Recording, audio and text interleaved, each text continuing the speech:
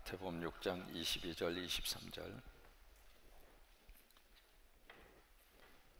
같이 읽겠습니다. 눈은 몸의 등불이니 그러므로 내 눈이 성하면 온 몸이 밝을 것이요 눈이 나쁘면 온 몸이 어두울 것이니 그러므로 내게 있는 빛이 어두우면 그 어두움이 얼마나 더하겠느냐. 아멘. 할렐루야. 오늘 구역 찬양 너무 고맙습니다. 보니까 팔도 불편하신데 어떻게 오셨대요. 시상하나 참 감사합니다. 다시 한번 여러분 박수 한번 해주시면 고맙겠습니다. 감사합니다. 서로 한번 인사하실래요? 만나서 행복합니다. 감사합니다. 어느 분이 중매를 하는데 양쪽의 조건을 보니까 다 좋아요. 좋은데 여자 쪽, 이 신부 쪽 한 가지 흠이 있다면 먼 것이 흠이라고. 그러니까 신랑 쪽에서는 그 멀어도 괜찮다고. 그래서 이제 서로 성사가 됐어요. 그래가지고 시집을 갔거든요. 장가를 갔어요. 지금이야 뭐 서로 이제 교제하고 데이트하고 다 확인하고 갑니다만은 과거만 하더라도 신부의 얼굴을 언제 봤어요? 가물가물해요. 여러분 결혼식 당일만 하더라도 신랑이 신부의 얼굴을 못 봤습니다. 면사포를 다 이렇게 썼잖아요. 써서 얼굴을 보여주지를 않았잖아요. 그리고 신부가 부끄럽잖아요. 지금이니까 뭐 히덕거리가 히히히 이렇게 하고 이제 걸어가지만 옛날에 어떻게 그런 적이 있었어요. 감히 눈을 들어서 볼 수도 없었잖아요. 그럴 때가 있었어요. 과거에. 그래서 이제 얼굴을 못 봤는데 그래서 면사포를 쓰고 첫날 밤을 딱 지내고 나서 그 다음날 이제 밝은 대낮에 신랑이 노발대발해가지고 세상에 이럴 수가 있느냐고. 무슨 중매장이가 제대로 알고서 중매를 해야지 어떻게 이럴 수 있느냐고 그러면서 신랑 그리고 신랑 부모님들이 그냥 화가 머리 끝까지 올랐어요. 왜 그랬느냐면 막상 첫날 밤을 치르고 그 다음날 아침 밝은 대낮에 보니까 신부가 시각장애인이요. 그러니까 신랑 측에서는 이거 결혼식 되물려야 된다. 되물리려고 하다 보니까 이미 만리장성을 싸버렸거든. 과거에는요 한번 만리장성을 싸면 그냥 사는 거예요. 지금은 시대가 좁게 달라졌지만 어쨌든 그러니까 이게 물릴 수도 없고 그래서 화가 나서 중매쟁이에게 어떻게 잘 알고 중매를 하지. 그러니까 중매쟁 하는 말이 내가 그때 말하지 않았느냐, 무슨 말을 하셨느냐고. 그때 좀 먼 것이 흠이라고, 좀 먼 것이 흠이라고. 내가 그때 분명히 이야기를 했는데 어떻게 알아들으시고 그러셨느냐고. 그러니까 중매쟁이는 이걸 이야기했는데 신랑 측에서는 거리를 생각한 거예요. 오늘 성경은 이 눈에 대한 말씀을 해주시고 있거든요. 한번 22절 보세요. 눈은 몸의 등불이다. 그러므로 내 눈이 성하면, 성하다는 이야기는 건강하다 그 이야기거든요. 만약에 당신의 눈이 건강하면 전체적인 몸을 밝게 볼 것이다. 23절에 보시면은 만약에 네 눈이 나쁘면 온 몸이 어두울 것이다. 그러니까 이 몸을 제대로 보지 못할 것이다. 바로 그거죠. 그러므로 내게 있는 빛이 어두우면 그 어두움이 얼마나 더하겠느냐. 여기서 이 말씀을 1차적으로 이렇게 이해할 수 있습니다. 여러분 눈이라고 하는 것은 시력이거든요. 시력이라고 하는 말을 단말로 바꾸면 관점이라고 말합니다. 관점. 여러분 이렇게 세계적인 관광지를 다니시다가 보면은 어느 한 딱 포인트가 있어요. 그 포인트를 가리켜서 뷰 포인트라고 그래요. 왜냐면 거기서 사진 찍으면 참 잘 나옵니다. 이게 아무데나 가서 이렇게 사진 찍으면 다 경치가 좋고 아름답게 나오는 것이 아니라 포인트가 있어요. 지점이 있거든요. 그 지점에 딱 써서 이게 딱 사진을 찍으면 최고로 좋은 광경이 딱 사진에 나오는 그 포인트가 있는 것처럼 사람은 내가 어떤 관점에서 보느냐, 어떤 시각으로 보느냐, 그게 눈이라고 하는 말로 표현되어져 있는 의미 중에 하나입니다. 똑같은 사건이지만 어떤 관점에서 보느냐에 따라서 해석과 의미가 180도로 달라져요. 현장에서 간호받은 여인을 바리새인들이 목격을 해요. 그리고 머리채 잡고 끌고 옵니다. 여러분 그 부분을 보시면은 머리채 잡고 끌고 왔다는 것이 성경에 기록이 될 정도로, 그러니까 말 그대로 질질 끌고 온 거예요. 여러분 머리채를 잡고 끌고 오면 사람이 살아요, 못 살아요? 잘 모르겠으면 집에서 해보지 마세요. 이게 보통 고역이 아니거든요. 그럼 여인을 완전히 머리채 잡고 질질질 긁고 예수님이 와서 내팽개친 거예요. 내팽개치고 하는 말이, 선생이요, 주님이라고 하지도 않았어요. 랍비요, 모세의 법에 의하면 이런 여자는 돌멩이를 들어서 현장에서 사형 집행을 시키라고 그랬습니다. 그러니까 지금 그 사람들은 법이라고 하는 잣대를 지금 들이대고 있는 거거든요. 법이라고 하는 관점으로 이 여인의 행동을 보고 있는 거예요. 여러분, 세상 살면서 가장 냉정한 단어 중에 하나가 법대로 합시다입니다. 그것처럼 참 냉정하게 이를 데 없는 말이 바로 그거거든요. 왜냐하면 법이라고 하는 단어 앞에 더 이상 할 말이 없어요. 그래서 무슨 회의를 하다가도 법이요 그러면 더 이상 아무 말을 못해요. 왜냐하면 법이라고 하는 조항이 근거적으로 있기 때문에. 근데 법이라고 하는 것은 사람이 사는 데 있어서 최소한 질서 유지를 위한 가이드라인일 뿐입니다. 법이 진리는 아니에요. 법이 절대성을 가지는 것은 아니거든요. 왜? 법이라고 하는 것은 다 상대적인 거예요. 이 사람에게 옳으면 저 사람에게는 틀릴 수 있는 것이고, 이 나라에서는 통하지만 저 나라에 가면 안 통하는 것이 법이고요. 법이라고 하는 것은 전부 다 상대적인 그런 개념을 가지고 있는데, 상대적인 법을 절대적인 진리처럼 가지고 나오는 것처럼 고달프고 힘든 게 없어요. 여러분, 하나님의 교회는 법이 통하면 안 됩니다. 하나님이 통해야 정상입니다. 법조항이 절대성을 가진 것이 아니라 하나님의 말씀이 절대적인 거예요. 법을 아무리 잘 만들어 놓았다 할지라도 하나님 말씀보다 앞서 있으면 잘못된 거죠. 그래서 이 교회는 법으로 묶는 공동체가 아니라 하나님의 은혜로 묶여져야 축복입니다. 그런데 그 사람들은 그 현장을 어떻게 해석하고 있느냐, 법이라고 하는 관점으로 여인을 보면서 죽여야 돼요. 그래서 전부 다 돌멩이를 가지고 왔잖아요. 그때 예수님이 보인 행동, 아무 말 없이 땅에다 뭔가 글씨를 쓰세요. 예수님이 글씨를 쓰셨다고 하는 대목에 딱 한 군데 나옵니다. 바로 그 부분입니다. 뭐라고 썼을까? 성경은 기록하지 않았어요. 뭐라고 쓰셨는지는 모르겠어요. 그러나 말하기 싫을 수도 있었겠고, 아니면 뭔가 그들에게 깨우침을 주기 위해서, 그래, 법, 네가 말하는 법조항 내가 말하지, 그러면서 그들에게 가장 감추어져 있는 양심의 법을 땅에다 쓰셨는지 그건 잘 모르겠어요. 그러니까 아무 말씀을 없이 땅에다 뭔가를 쓰시니까 계속 이 사람들이 더 아우성을 지릅니다. 그때 예수님이 일어나셔서 하신 말씀이 있습니다. 너희 중에 죄 없는 자가 먼저 돌을 들어 이 여인을 쳐라. 치지 말라는 게 아닙니다. 쳐, 얼마든지 쳐. 그러나 먼저 네 양심의 법에 물어봐.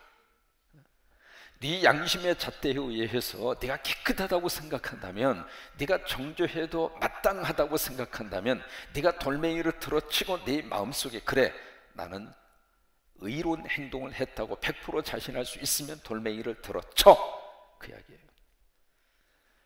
근데 그 예수님의 말씀 앞에 어른으로부터 시작해서 나이 젊은이까지 다 양심의 가책을 느끼고 손에 들었던 돌멩이를 놓고 그 자리를 다 떠납니다.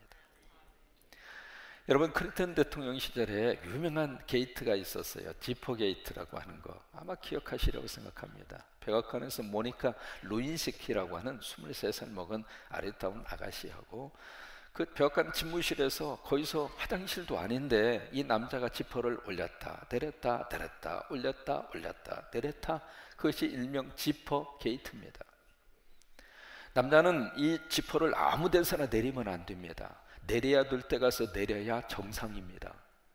아멘도 안 하지만 이게 우리 가정을 지키는 너무 평범한 진리 중에 하나인데, 이 클린턴 대통령은 그걸 이상하게 그 시간에 왜 지퍼를 내리고 또 올리고 그래요. 그래서 그게 들통나가지고 온 세상 사람들에게 매스컴, 전 세계 매스컴에 뜨거운 그런 이슈가 됐었던 적이 있었잖아요. 그런데 마침 LA 지역에서 라디오 코리아라고 하는 이장희 씨가 이제 방송하는 방송이 있습니다. 거기서 교포들 대상으로 당신의 의견은 어떻습니까? 하고 여론 청취를 받는 그런 프로가 있었어요.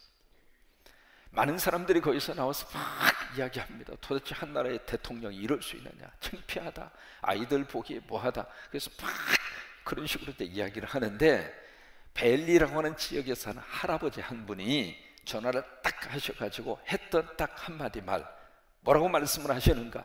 자신 있는 놈이 있으면 나와봐! 그리고 전화 끊어버렸더라고. 우리가 남의 말은 하기 쉽지만 자신의 사건으로 생각하면 할 말이 없는 경우들이 많아요. 여러분, 그래야 안 그래요? 남의 일이니까 쉽게 이야기하잖아요. 남의 사건이니까 막 이야기하잖아요. 그러나 그 사건 속에 나를 집어넣어서 생각하면 할 말이 없는 사건, 일도 부지수로 있는 거예요. 그래서 예수님이 이 여인을 어떻게 보느냐? 용서받아야 할 한 인간으로 보신 거예요. 그래, 그럴 만한 이유가 있지. 여러분, 간음이라고 하는 것은 여자 혼자 못하잖아요.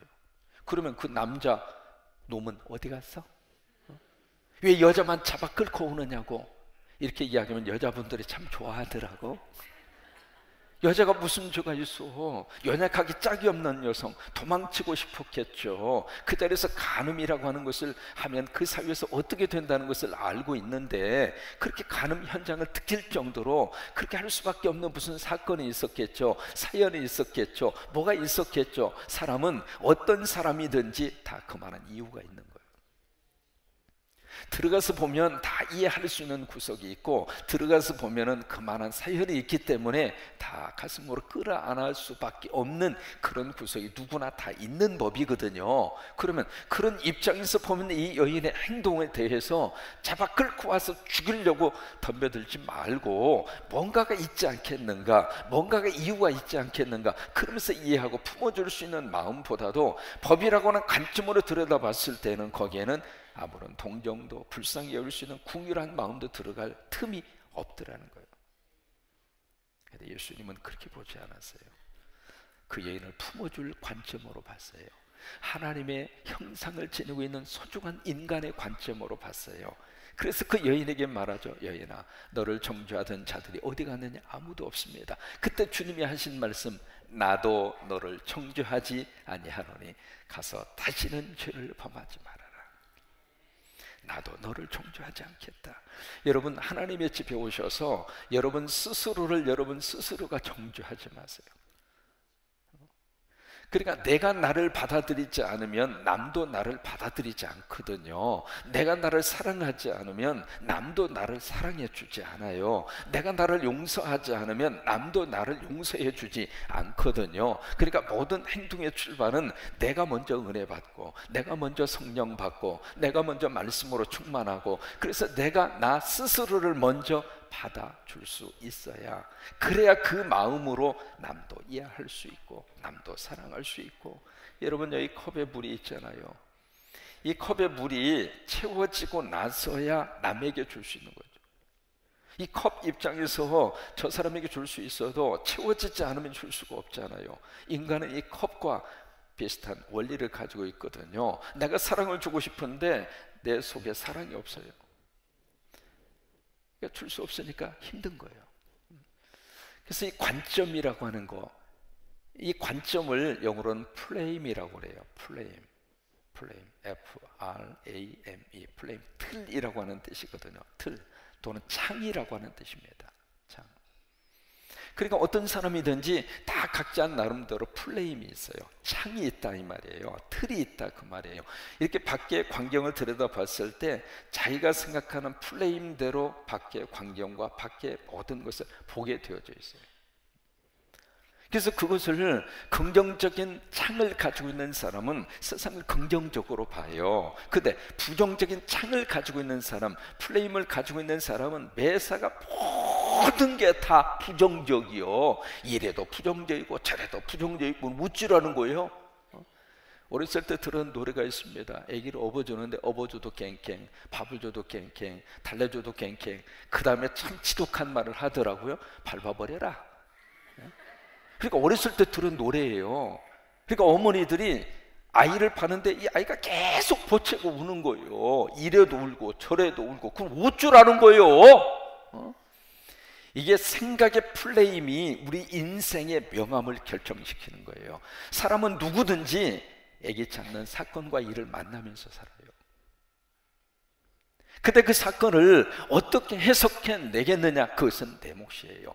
내가 해석하고 내가 받아들이고 내가 어느 틀과 창을 가지고 그 사건을 들여다보고 풀어내느냐, 그건 내 몫이에요. 내가 할 수밖에 없어요. 다른 사람이 해주는 게 아니거든요. 그러니까 내 마음속에 어떤 마음의 눈을 가지고 있느냐, 어떤 마음의 창을 가지고 있느냐에 따라서 얼마든지 긍정적으로 살아갈 수도 있고, 적극적으로 살아갈 수도 있고, 행복하게 살아갈 수도 있고, 웃으면서 살아갈 수도 있고, 또 하나 그렇지 않는 마음의 창을 가지고 있는 사람은 일이 잘 돼도 걱정, 안 돼도 걱정, 이래도 걱정. 그러다 미국의 코넬 대학이라고 하는 대학이 있습니다. 그 대학에 학생들이 1992년도입니다. 그때 바르셀로나에서 올림픽이 있었거든요. 거기 시상식에 올라간 사람을 대상으로 해서 얼굴 표정에 대해서 관찰하는 실험을 했어요. 여러분, 딱 시상식이 시작이 되면은 금메달, 은메달, 동메달 그렇게 목에다 걸잖아요. 근데 참 재미있는 걸 발견을 한 거예요. 환히 웃으면서, 지금 우리가 이제 부인신방 하잖아요. 부인신방 하면서 우리가 다 사진을 찍어요. 왜냐하면 부인신방 새로운 담임 목사하고 기념의 한 순간을 딱 마련하기 위해서 사진을 찍는데, 일반적으로 그래서 다 웃으세요, 웃으세요 그러거든요. 그러면 시상식 올라간 사람 이렇게 보면은 첫 번째로 가장 활짝 웃는 사람이 무슨 메달을 딴 사람, 그 다음에 누가 더 활짝 웃을 것 같아요? 은메달. 세 번째는 동메달. 그게 순서잖아요. 그런데 연구를 해보니까 금메달, 동메달, 은메달 그러는 거예요. 그러니까 가장 죽을 인상을 쓰는 사람이 은메달 딴 사람이에요. 그 왜 그럴까? 원인 분석을 해보니까 금메달 딴 사람은 그냥 감사한 거예요. 금메달 땄으니까. 근데 은메달 딴 사람은 금메달 관점에서 은메달을 보는 거예요. 내가 조금만 했으면 내가 금메달 따는데 말이야. 내가 조금만 더 했으면 내가 금메달 따는 말이야. 아쉬워. 아이고 거시기요. 아이고 거시기요. 이게 속상한 거예요. 그러니까 이 은메달을 어떻게 보느냐면 금메달의 관점에서 은메달을 보는 거예요. 그러니까 만족이 없죠. 만족이 없으니까 웃을 수 있겠어요? 인상 팍 쓰는 거지. 세상에, 요놈 때문에 내가 은메달밖에 못 탔어. 아이고 원통이요. 그 생각이 드는 거예요. 그런데 동메달 딴 사람은 메달 없는 사람 입장에서 그 관점에서 자기 동메달을 보니까 아이고 매 큰일 날 뻔하네. 세상에, 이 메달 하나라도 건졌네. 세상에, 내가 이 메달마저 못 땄으면 얼마나 속상했을까? 그 생각이 들으니까 금메달보다 더 좋은 거예요. 이게 어느 플레임을 갖느냐, 어떤 마음의 창을 갖느냐, 그렇게 중요한 거예요. 두 번째로 오늘 보세요. 6장 22절. 눈은 몸의 등불이니 그러므로 내 눈이 성하면 몸이 밝을 것이다. 그 다음에 23절을 보시면 눈이 나쁘면 온 몸이 어두울 것이니 그러므로 내게 있는 빛이 어두우면 그 어둠이 얼마나 더하겠는가. 자 보세요. 우리 시력이라고 하는 것은 빛이 없으면 무용지물이에요. 여기 있는 불을 다 끄면 보입니까? 안 보이죠? 시력이라고 하는 것은 빛의 도움을 받아야 사물체를 볼 수 있고, 사물체가 이 동공 속에 상이 이미지가 들어오는 거예요. 참 재미있는 것은 사람이 말이죠, 이 검은 동자, 흰자를 통해서 사물을 보는 것이 아니라 검은 동자로 사물을 봅니다.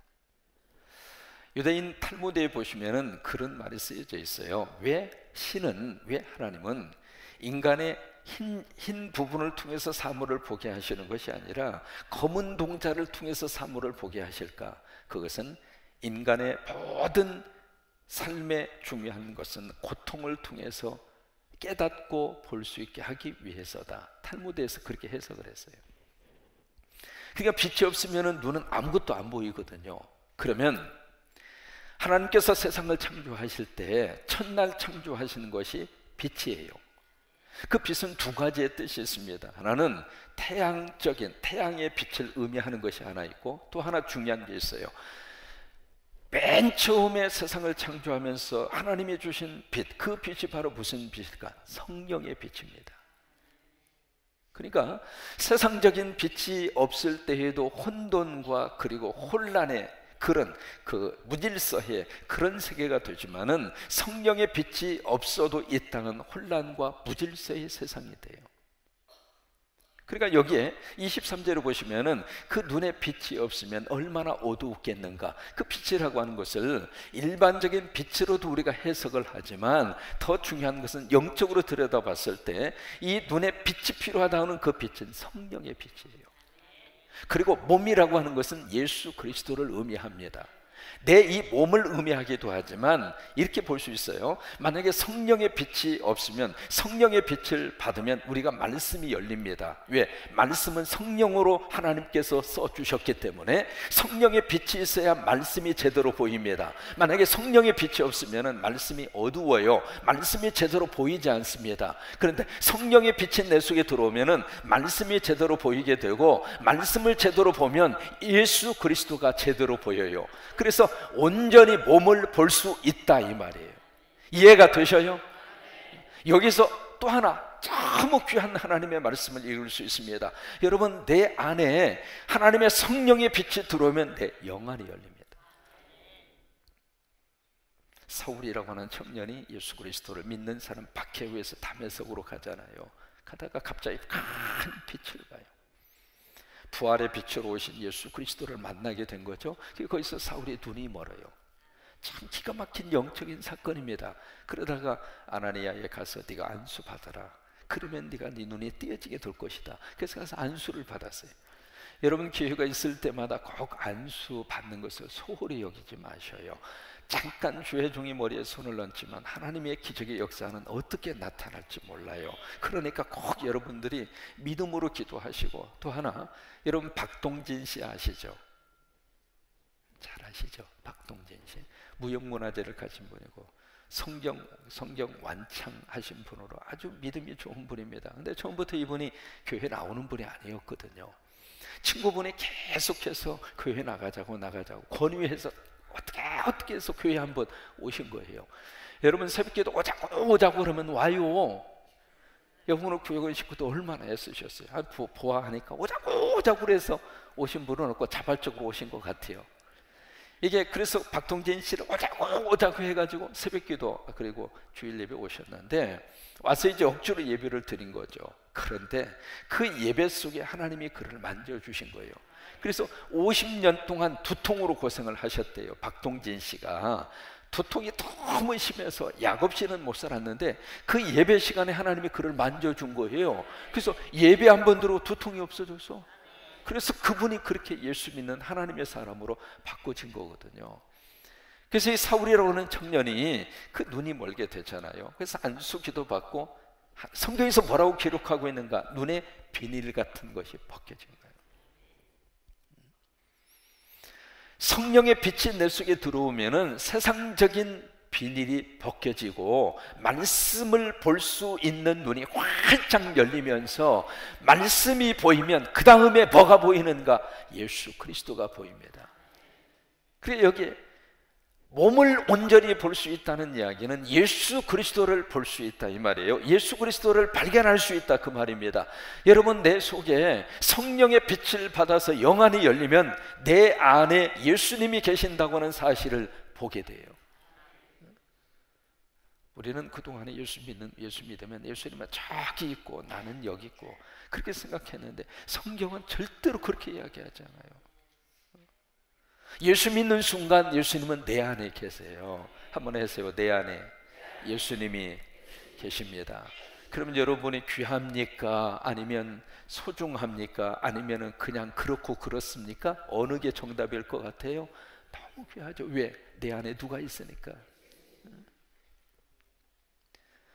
그래서 세상적으로 좀 부족하다 할지라도 기죽지 마시고, 세상적으로 조금 좀 어려움 그리고 그런 고통이 있어도 낙심하지 마시고, 왜? 일어서라고 하는 이유는 내 안에 누가 있으니까? 예수님이 있으니까.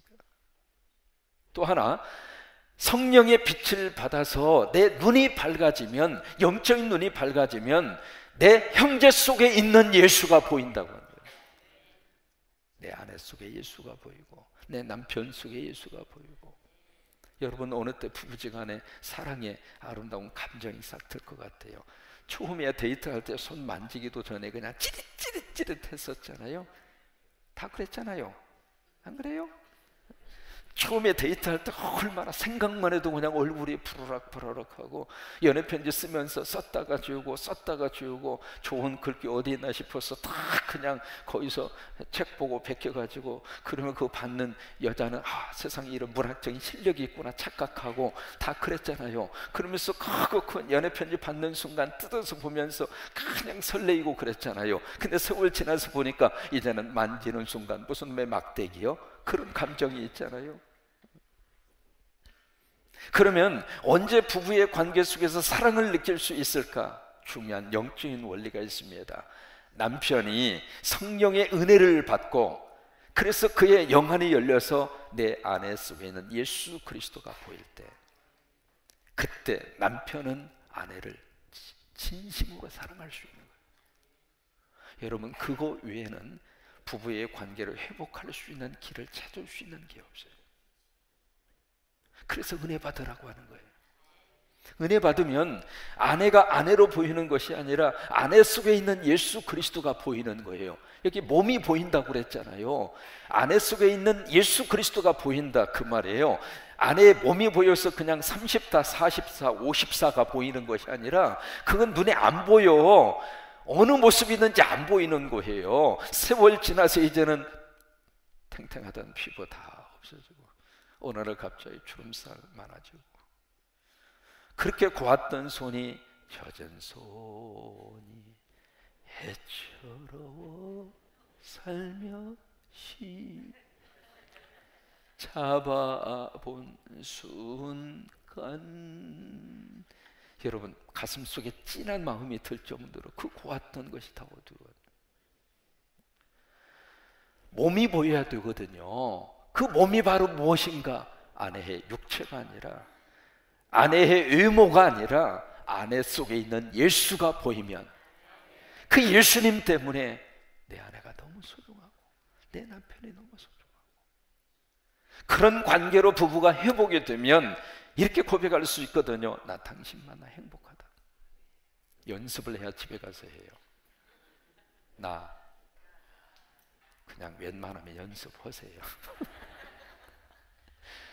나 당신 만나 행복해요. 그래요. 그 고백을 주고받을 수 있어야 부부는 진짜 부부로 사는 거예요. 여러분 속에 그런 역사가 함께 할 수 있게 되기를 바랍니다. 성 프란시스코, 여러분 주여 나를 평화의 도구로 세워주세요. 유명한 기도문을 남긴 분이잖아요. 이분이 한 번은 길을 가는데 추운 겨울에 거지가 저쪽에서 와요. 오는데 가슴 속에서 갑자기 뜨거움이 일어나는 거예요. 그래서 거지에게 뭔가 주고 싶은데 줄 게 아무것도 없어요. 그래서 그 거지, 저쪽에서 온 거지를 가서 이렇게 보는데 꼭 껴안아요. 형제요, 미안하다고 줄 게 없어서.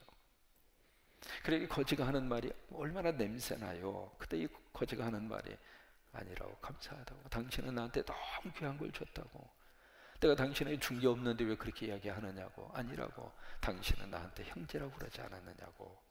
그리고 나서 딱 허그를 거치고 뒤돌아서서 가려고 그러는데 궁금해서 보고 싶었어요. 그 거지가. 그래서 뒤돌아서 딱 보니까 거지가 예수님으로 바뀌어 있는 거예요. 여러분, 우리가 형제를 보고 자매를 볼 때 내 영안이 열려서 그 속에 몸이 보여야 돼요. 예수님이 보여야 돼요. 그게 진정한 그리스도인의 사랑의 출발입니다. 다시 한번 본문을 보실까요? 그 각도에서 22절, 23절을 보시면 참 이렇게 우리들이 바라볼 수 있습니다. 눈은 몸의 등불이니 그러므로 내 눈이 성하면 온 몸이 밝을 것이요 눈이 나쁘면 온 몸이 어두울 것이니 그러므로 내게 있는 빛이 어두우면 그 어두움이 얼마나 더하겠느냐.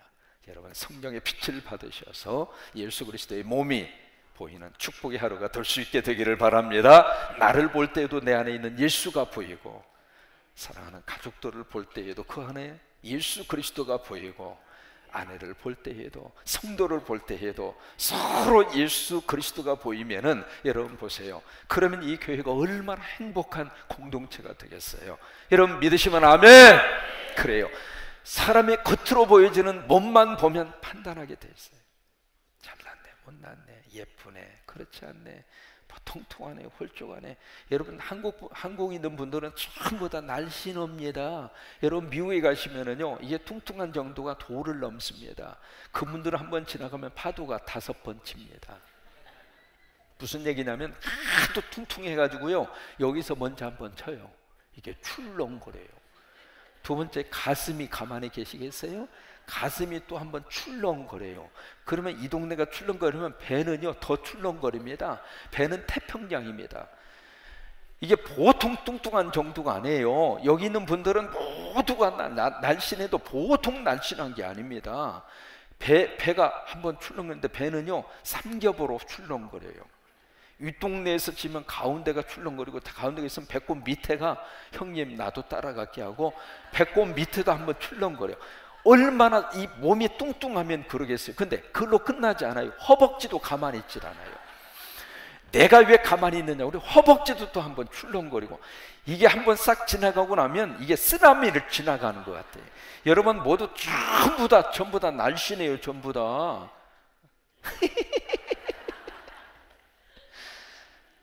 외모를 보고 평가하는 것이 아니라 몸이 보여요.